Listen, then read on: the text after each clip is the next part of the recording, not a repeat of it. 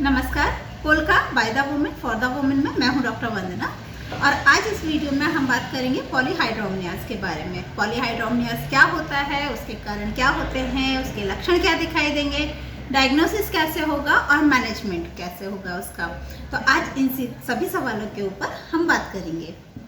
तो पॉलीहाइड्रोमनियाज क्या होता है? पॉलीहाइड्रोमनियाज का मतलब होता है अमनियोटिक फ्लूइड की मात्रा ज़्यादा हो जाना। अब अमनियोटिक फ्लूइड क्या होता है? अमनियोटिक फ्लूइड का मतलब होता है कि जो गर्भस्थ शिशु जब गर्भाशय के अंदर रहता है तो वो एक पूरी पतली सी मेम्ब्रेन के अंदर पैक रहता है और उसके अंदर बिल्कुल लिक्विड पानी की तरह एक तरल भरा हुआ रहता है जिसे कि हम कहते हैं अमनियोटिक फ्लूइड। इस अमनियोटिक फ्लूइड की नॉर्मल जो मात्रा होती है वो होती है 1 लीटर से 1.5 लीटर के बीच में। अब यदि 1.5 लीटर से ज़्यादा ये मात्रा हो जाती है तो उसे हम कहते हैं पॉलीहाइड्रोमनियाज। इसके अलावा यदि ये अमनियोटिक फ्लूइड की मात्रा कम हो जाती है, यदि 1 लीटर से कम हो जाती है तो इसे हम कहते हैं ओलिगोहाइड्रोमनियाज।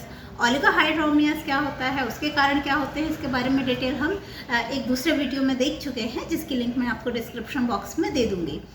आज हम बात करेंगे पॉलीहाइड्रोमनियाज के बारे में। अब जहाँ अभी मैंने बताया कि अमनियोटिक फ्लूइड के अंदर बीपी रहता है और वो उसमें तैरता रहता है। अमनियोटिक फ्लूइड और क्या क्या काम करता है? एक तो वो फीटस को, जैसे मैंने बताया कि वो मूवमेंट के लिए जगह देता है, बच्चा उसमें आराम से मूव कर सकता है, अपने फिजिकल एक्सरसाइज कर सकता है जिसके कारण उसका मस्कुलर सिस्टम स्ट्रांग होता है, स्केलेटल सिस्टम स्ट्रांग होता है। इसके साथ साथ वो उस पानी को पीता है और फिर उसको यूरिन के थ्रू निकाल देता है। जब वो उस पानी को पीता है तो उसका डाइजेस्टिव सिस्टम स्ट्रांग होता है और जब वो उसे यूरिन के थ्रू निकालता है तो वो उसका यूरिनरी सिस्टम या मूत्री मार्ग स्ट्रांग होता है। तीसरा, क्योंकि वो उस पानी को पी रहा है तो उस पानी में अमनियोटिक फ्लूइड में बहुत सारी मात्रा में अमीनो एसिड्स रहते हैं, प्रोटीन रहता है और कुछ मैक्रो और माइक्रो न्यूट्रिएंट्स रहते हैं। तो ये मैक्रो माइक्रो न्यूट्रिएंट्स और प्रोटीन बेबी को पोषक तत्व की तरह वो उसको एब्जॉर्ब कर लेता है और जो फालतू की चीज़ें रहती है, बेकार चीज़ें रहती है, उसको वो अपनी बॉडी से निकाल देता है। तो पोषक तत्व मिलते हैं फीटस को इस अमनियोटिक फ्लूइड के द्वारा। इसके अलावा फीटस की इम्यूनिटी को बूस्ट करता है, उसमें प्रतिरोधक क्षमता विकसित करता है। तो ये तो हुआ सारा अमनियोटिक फ्लूइड के कार्यों के बारे में कि अमनियोटिक फ्लूइड ये काम करता है। अब हमें पता कैसे चलेगा कि अमनियोटिक फ्लूइड की मात्रा ज़्यादा हो गई है? तो जब आप अपना पेट देखेंगे तो आपको ऐसा लगेगा कि आपका पेट का साइज़ नॉर्मल से कुछ ज़्यादा हो रहा है। जैसे 7 मंथ 8 मंथ में जो नॉर्मली पेट का साइज़ होना चाहिए उससे भी ज़्यादा बड़ा बड़ा दिख रहा है आपका पेट। और जब आप डॉक्टर के पास जाते हैं, फिजिकल एग्जामिनेशन, आपकी गायनोकोलॉजिस्ट जब आपका फिजिकल एग्जामिनेशन करती है, आपको पेट ऊपर से छूकर देखती है तो उन्हें भी छूने में एक तो फीटस के बॉडी पार्ट्स महसूस नहीं होंगे और साइज़ भी उनको बहुत ज़्यादा बड़ा लगेगा, नॉर्मल से बड़ा साइज़ लगेगा यूट्रस का। अब यूट्रस का नॉर्मल साइज से बड़ा साइज एक दो कारण से हो सकता है, या तो बेबी का ही साइज बड़ा हो या फिर अमनियोटिक फ्लूइड की मात्रा ज़्यादा हो। तो यहाँ पर ये कन्फ्यूज़न हो सकता है। अब यदि अमनियोटिक फ्लूइड की मात्रा ज़्यादा है तो वो डायग्नोसिस होगा सोनोग्राफी से। तो जब आप सोनोग्राफी के लिए जाते हैं, सोनोलॉजिस्ट आपकी सोनोग्राफी करते हैं तो उसमें वो AFI या अमनियोटिक फ्लूइड इंडेक्स आपका मेज़र करते हैं। AFI 10 से 14 के बीच में होता है, वो नॉर्मल है, पर यदि 15 से 20 के बीच में हो रहा है, ये बड़ा हुआ है, तो इसका मतलब है कि माइल्ड पॉलीहाइड्रोमनियाज मीन्स हल्का सा आपका पानी बड़ा हुआ है। और यदि 25 से ज़्यादा है तो ये सीवियर पॉलीहाइड्रोमनियाज है और अभी आपके लिए रिस्की है। तो इस तरह से ये आपका डायग्नोसिस होगा पॉलीहाइड्रोमनियाज का। अब बात करते हैं लक्षणों की कि आपको लक्षण क्या दिखाई देंगे। तो जब क्योंकि पॉलीहाइड्रोमनियाज से आपका पेट ज़्यादा बढ़ जाएगा, ज़्यादा बड़ा हुआ दिखेगा जिसके कारण आपको सांस लेने में परेशानी होगी, पेट बिल्कुल ऐसा तना तना लगेगा जैसे बहुत ज़्यादा बड़ा हो गया है। सांस लेने में परेशानी होगी क्योंकि पूरा पेट ऊपर तक जिफेस्टर्नम तक आ जाएगा जिसके कारण आप सांस ठीक से नहीं ले पाएंगे। आप कुछ भी खाएंगे तो वो डाइजेस्ट नहीं होगा क्योंकि ऊपर स्टमक के लिए जगह ही नहीं बची है आपकी कि वो फूड को डाइजेस्ट कर सके। तो जिसके कारण आपको नॉजिया हो सकती है, वोमिटिंग हो सकती है। इसके अलावा अनस्टेबल लाई हो गया। अनस्टेबल लाई का मतलब होता है कि बच्चा इतना ज़्यादा मूव करेगा कि कभी वो आड़ा हो जाएगा, कभी तिरछा हो जाएगा, कभी खड़ा हो जाएगा, कभी वो उल्टा हो जाएगा। तो इस तरह से उसके मूवमेंट ज़्यादा होने के कारण वो फिक्स एक पोजीशन नहीं बना पाएगा और इवन यहाँ तक होगा कि जब लास्ट ट्राइमेस्टर आएगा, जब डिलीवरी का भी टाइम आएगा, उस टाइम तक बच्चा फिक्स नहीं हो पाएगा और वो पानी में ऊपर ही तैरता रहेगा। तो ये तो रही बात उसके लक्षणों के बारे में। अब बात करते हैं कि आप पॉलीहाइड्रोमनियाज के कारण क्या होते हैं, ऐसे कौन कौन से रीज़न रहते हैं जिसके कारण पॉलीहाइड्रोमनियाज हो जाता है। तो इसके कारण को हम 2 भागों में बांटेंगे। फर्स्ट, यदि कारण मदर में है, दूसरा यदि बेबी में है, और तीसरा कुछ ऐसे कारण रहते हैं जिसके बारे में हमें नहीं पता कि ये तो अपने आप हो गया, नहीं मालूम ना, तो मदर भी ठीक है, बेबी भी ठीक है, इसके बाद भी पॉलीहाइड्रोमनियास हो रहा है। तो सबसे पहले हम देखते हैं यदि मदर में कोई कारण है। तो मदर में जो रीज़न हो सकता है वो हो सकता है कि यदि आवल का साइज़ बड़ा हुआ हो, प्लाजेंटा का साइज़ यदि बड़ा हुआ हो। अब प्लाजेंटा का साइज़ क्यों बड़ा हो सकता है? क्योंकि यदि मदर डायबिटीज़ है, मदर डायबिटिक होगी तो प्लाजेंटा का साइज़ बढ़ जाएगा। इसके अलावा यदि मल्टीपल प्रेगनेंसी हो, मल्टीपल प्रेगनेंसी मतलब यदि ट्विंस हैं, गर्भाशय के अंदर 2 बच्चे हैं, जुड़वा बच्चे हैं या फिर 3 बच्चे हैं, तो उसके कारण भी आवल में ब्लड सप्लाई भी बढ़ेगी। आवल हो सकता है कि बदले 2 आवल भी हो सकती हैं, तो इनके कारण पॉलीहाइड्रोमनियास ज़्यादा होगा, क्योंकि ज़्यादा 1 से 2 आवल होगी तो ज़्यादा वो एमनियोटिक फ्लूइड सीक्रेट करेगी।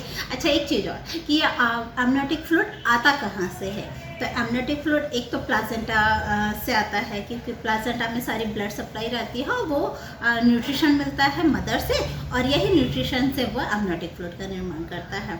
दूसरी चीज़ रहती है कि जब बच्चा माँ के पेट में रहता है तो वो उसी जो एमनियोटिक फ्लूइड है उसको पीता रहता है और यूरिन के थ्रू निकालता है, फिर पीता है और फिर यूरिन के थ्रू निकालता है। तो ये पूरी प्रोसेस चलती रहती है, राउंड द क्लॉक चलती रहती है। तो इस तरीके से एमनियोटिक फ्लूइड बनता रहता है। तो यहाँ हमने देखा कि आवल से एमनियोटिक फ्लूइड बनेगा, दूसरा बच्चा पिएगा और यूरिन के थ्रू निकालेगा, तो इस तरीके से एमनियोटिक फ्लूइड बनेगा। अब यदि एमनियोटिक फ्लूइड क्योंकि आवल से बन रहा है, अब यदि आवल बड़ी होगी तो एमनियोटिक फ्लूइड की मात्रा ज़्यादा हो जाएगी और पॉलीहाइड्रोमनियास होगा। इसके अलावा कभी कभी जुड़वा बच्चे होते हैं, जुड़वा बच्चे वो भी मोनोजाइगोटिक ट्विंस है, मीन्स एक ही ओवम से यदि दोनों बच्चे बने हुए हैं, तो ऐसी कंडीशन में यदि उनकी कॉर्ड भी एक ही है, तो ऐसे में क्या होगा कि एक बच्चा तो बहुत ज़्यादा मोटा हो जाएगा और जो दूसरा बच्चा है वो बिल्कुल दुबला रहेगा। जो मोटा बच्चा है उसको ब्लड सप्लाई ज़्यादा रहेगी, इसके कारण उसका एमनियोटिक फ्लूइड भी उसका ज़्यादा होगा और उस साइड वो पॉलीहाइड्रोमनियास हो जाएगा, और जो दुबला बच्चा है वो दुबला ही रहेगा। तो इसे कहा जाता है TTTS या ट्विन ट्रांसफ्यूजन सिंड्रोम। तो ये तो रहा कुछ कारण जो कि मदर्स में हो सकते हैं। अब बात करते हैं यदि बेबी में कोई प्रॉब्लम है, जैसे कि मैंने भी बताया कि एमनियोटिक फ्लूइड बनता कैसे है। बेबी एमनियोटिक फ्लूइड को पीता है, उसमें से पोषक तत्व वो अपनी बॉडी में एब्जॉर्ब कर लेता है और जो बाकी की चीज़ पानी है उसको यूरिन के थ्रू निकाल देता है। अब यदि ऐसे में वो पानी नहीं पी पा रहा, मीन्स उसके इसोफेगस में यहाँ पर यह हमारा ट्रैकिया है जो कि सांस की नली है, इसके ठीक पीछे हमारे खाने की नली होती है। यदि उसमें कहीं कोई रुकावट है, जिसे हम कहते हैं कि यदि फिस्टुला हो गया है, TOF या ट्रैकियो इसोफेगल फिस्टुला हो गया है, तो उसके कारण भी एमनियोटिक फ्लूइड ज़्यादा बनेगा, क्योंकि बच्चा पी ही नहीं पा रहा है, तो जो है वो बाहर की बाहर ही है, तो जिसके कारण वो पॉलीहाइड्रोमनियास हो जाएगा। बात करते हैं कॉम्प्लिकेशन की कि यदि पॉलीहाइड्रोमनियास होता है तो उससे क्या क्या कॉम्प्लिकेशन आएंगे। तो जैसे कि मैंने सबसे पहले बताया था कि यदि पानी ज़्यादा होगा तो बच्चा बिल्कुल अनस्टेबल नहीं रहेगा, वो उसमें तैरता ही रहेगा, वो नीचे फिक्स नहीं हो पाएगा। आप जितनी बार उसका एग्जामिन करेंगे, कभी सिर ऊपर, कभी पैर नीचे, कभी आड़ा, कभी तिरछा, इस तरह से वो आपको मिलेगा। कभी कभी क्या होता है कि ये मेम्ब्रेन्स, क्योंकि पानी बहुत ज़्यादा है, पेट एक लिमिट तक फैलेगा, इसके बाद में उसके फैलने की कैपेसिटी ख़त्म हो जाएगी, उससे ज़्यादा वो फैल नहीं पाएगा। तो कभी कभी क्या रहेगा, वो मेम्ब्रेन रप्चर कर देगा, तो प्रीमेच्योर रप्चर ऑफ मेम्ब्रेन हो जाएगा।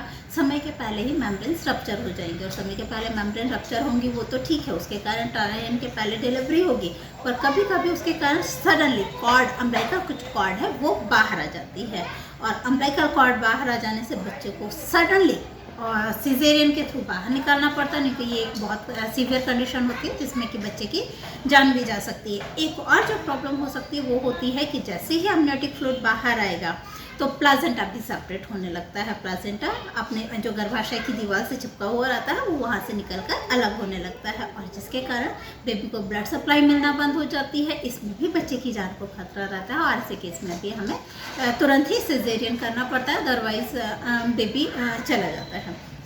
फिर जो कॉम्प्लिकेशन होंगी जो कि हल्की फुल्की हैं वो तक है कि मदर को सांस लेने में परेशानी होगी, क्योंकि पेट पूरा ऊपर तक है, बच्चा पूरे पेट में एमनियोटिक फ्लूइड के कारण पूरा पेट को कवर किए हुए है, जिसके कारण मदर को सांस लेने में तकलीफ होगी। कभी कभी ये भी हो जाता है कि टाइम के पहले दर्द आने लगते हैं, क्योंकि पेट बहुत खिंच रहा है, जिसके कारण टाइम के पहले दर्द आएंगे, या ये भी हो सकता है कि दर्द ही ना आए, क्योंकि बच्चा ऊपर है, नीचे खिसक नहीं रहा है, और तो वो सर्विक्स के ऊपर प्रेशर नहीं डालेगा, जिसके कारण नॉर्मल पेन्स भी स्टार्ट नहीं होंगे। तो ये तो हुआ हमारा कि कौन कौन से कॉम्प्लिकेशंस हो सकते हैं। अब बात करते हैं मैनेजमेंट की यदि पॉलीहाइड्रोमनियास हो जाता है तो हम उसमें क्या कर सकते हैं।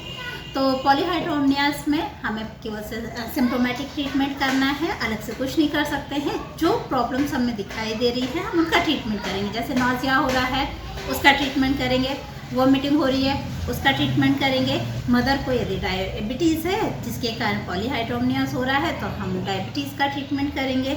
यदि बेबी में कोई प्रॉब्लम है तो बेबी की प्रॉब्लम का हम कुछ नहीं कर सकते हैं। जब बेबी जैसे कि अभी उसको फिस्टुला है इसोफिगस में तो उसका हम कुछ भी नहीं कर सकते हैं। वो हम उसके बर्थ का इंतज़ार करेंगे। जब उसका बर्थ हो जाएगा इसके बाद उसे ऑपरेट करके ठीक कर देते हैं। इसके अलावा एमनियोटिक फ्लूइड को कम करने की जो एक और प्रोसेस होती है वो होती है एमनियोसेंटेसिस। एमनियोसेंटेसिस में क्या करते हैं, पेट पर से एब्डोमिनल वॉल से ही हम एक नेडल डालेंगे और सिरिंज के थ्रू एमनियोटिक फ्लूइड को खींच लेते हैं। ये सारी चीज़ें यूएसजी के सुपरविज़न में ही करते हैं, सोनोलॉजिस्ट के सुपरविज़न में करते हैं, पर ये रिस्की होता है। इसके कारण आजकल ये प्रोसेस नहीं की जाती है। इसके अलावा कुछ डॉक्टर्स एंडोमेथासिन टैबलेट भी देते हैं, पर ये दोनों ही चीज़ें, एक तो एमनियोसेंटेसिस, दूसरे एंडोमेथासिन टैबलेट, ये दोनों आजकल कोई डॉक्टर्स नहीं करते हैं, केवल सिम्प्टोमेटिक ट्रीटमेंट करते हैं। और यदि कोई प्रॉब्लम्स है, बेबी में कोई प्रॉब्लम है तो बर्थ के बाद में उसको ऑपरेट करके ठीक कर देते हैं। तो ये तो रहे पॉलीहाइड्रोमनियास के बारे में कुछ जानकारी। पॉलीहाइड्रोमनियास क्या होता है, उसके कारण क्या होते हैं, उसका मैनेजमेंट क्या करेंगे। इसके अलावा भी यदि आप पॉलीहाइड्रोमनियास के बारे में आप कुछ जानना चाहते हैं तो आप मेरे कमेंट बॉक्स में जाकर कमेंट कर सकते हैं या फिर मुझे फेसबुक या इंस्टाग्राम पर भी मैसेज कर सकते हैं। नेक्स्ट वीडियो में हम फिर मिलेंगे, तब तक के लिए धन्यवाद।